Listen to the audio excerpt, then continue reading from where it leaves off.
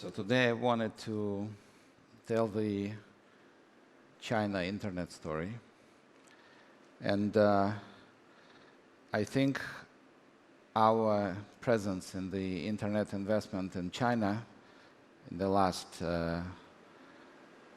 7 years, almost 8 years, gives us an opportunity to tell the story. We have been very fortunate to invest in companies such as Alibaba, JD, Xiaomi, Didi, Meituan, Kuaishou, and others.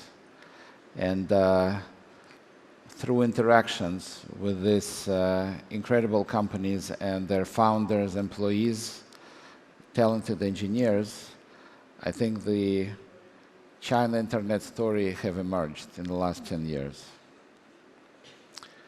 So in order to understand the scale of a Chinese success, we need to put it in global context. And one simple comparison is how many companies are in the top companies. And as you can see on this slide, in the last 7 years, the number of Chinese internet companies in the top world ranking have doubled from 4 to 8. And some companies like Alibaba, they did not make the 2011 list because they were still private. And of course, this was due to many factors. The important ones is, of course, internet users that increased 12 times since 2003, when that was the year that I visited China for the first time. And I remember very well that I went to Hangzhou and was introduced to Jack Ma, who showed me a small room with just a few people. And that was the beginning of Alibaba consumer e-commerce story. And more impressive even, the time that Chinese consumers spend on internet. And this number increased twice as much as just the number of users, because the amount of time they spend on internet also increased dramatically. Many of you probably noticed in just the last few years that the number of people in big Chinese cities delivering different types of packages dramatically increased. And of course, this is all explained by the fact that almost 10 times more packages are being delivered now than in 2011. And this is multiple times bigger than FedEx and UPS globally combined. Now, one might be interested to ask, what are these companies that reap the biggest benefits of this trend? Because this was happening for almost 10 years now, and many offline companies have seen this trend also, and they started to move online. And of course, the companies that are so big now, like Tencent, Alibaba, they've been very small 15 years ago. So who is getting the biggest benefit? The small startups or the big established offline companies? And it turns out that everywhere in the world, the biggest share of this shift to online is going to startup companies, the new companies that have been set up. In the US, this number is 70% of all online dollars that shift every year go to startup companies versus established companies. And in China, this number is even more dramatic. It's 85%. Now, the same thing is happening in services, not only in goods. And we have been very fortunate to invest in one of the big companies that participate in this trend called Meituan. And it's a really staggering comparison that already today over 35 million daily orders are being delivered, just the food daily orders. And that compares to only 1.5 million in the United States. And even more dramatic increase we have seen in the last just 5 years in the mobile payment adoption. Just in 2013, there were only small number of payments done online. And last year, the number of mobile online payments is equal to the number of online payments in the United States done with credit cards. And it all happened just in the span of a few years, which to me is really incredible. Now let's talk just for a few minutes about the future.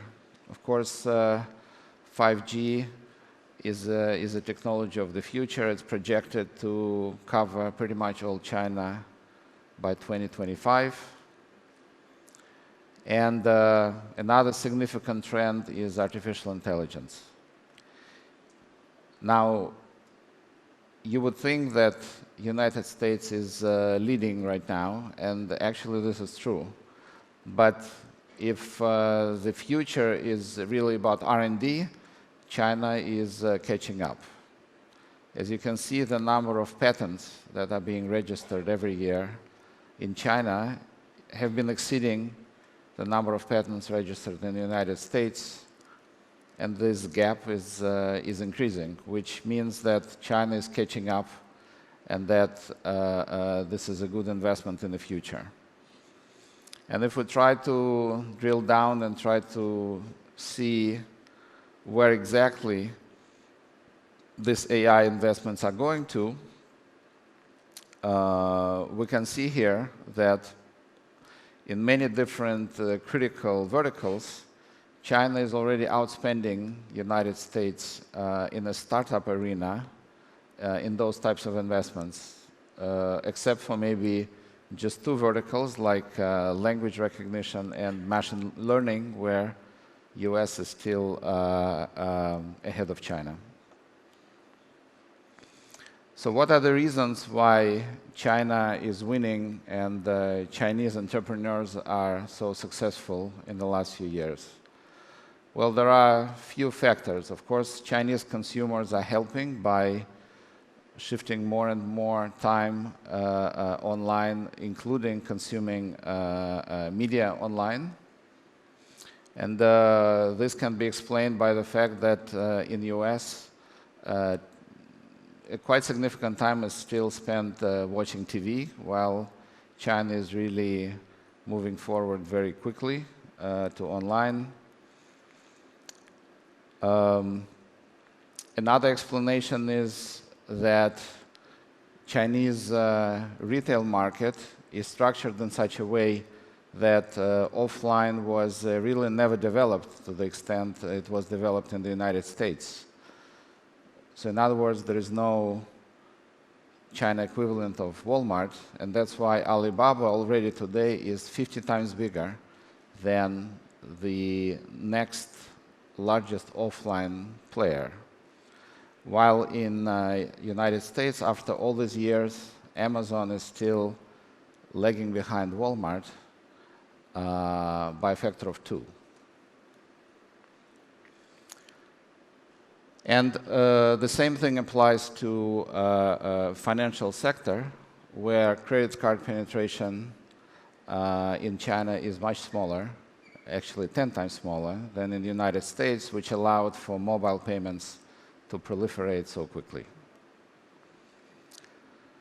Of course, there is not an insignificant reason that Chinese education system is producing a lot of engineers. In fact, China is producing as many engineers a year as the rest of the world combined, if you exclude the United States and India. And that translates into significant R&D spend that Chinese companies are making in technology space. So if you look at the breakdown of what are the companies that are spending R&D the most, you will see that tech companies that are actually occupying only 10%, judged by revenue in Chinese GDP, they already spend about 40% of all R&D dollars. And this number is growing dramatically. So another reason why Chinese tech companies have been so successful is that their brilliant engineers are very well compensated. In fact, they are compensated 300 times more on a stock-based compensation than in a more traditional non-tech space. And some companies like Alibaba, C3, PDD, Sina, and so on are leading the way. So somehow Chinese tech companies have figured out the way how to attract the best talent, how to compensate them with a share of the success of the company. And all of this resulted in the incredible value creation that we, as an investor, have been very fortunate to witness in the last 7, 8, 10 years. And if you started to invest in 2011 as we did, and compare it to the first quarter of this year, then the total value of internet stocks increased 13 times. And that is 2 times more than the same tech space in the rest of the world. So the internet shares increased significantly in the last 8 years around the world, but in China they grew even faster. And that really is an incredible story which really unfolded in front of our eyes just in the last few years. And we have been very fortunate to be a part of it as DST Global. And we're also looking forward to the next 10, 20 years of staying in this market, providing investments to Chinese startups, and hopefully seeing many more incredible stories driven by the genius of Chinese founders and engineers. Thank you very much.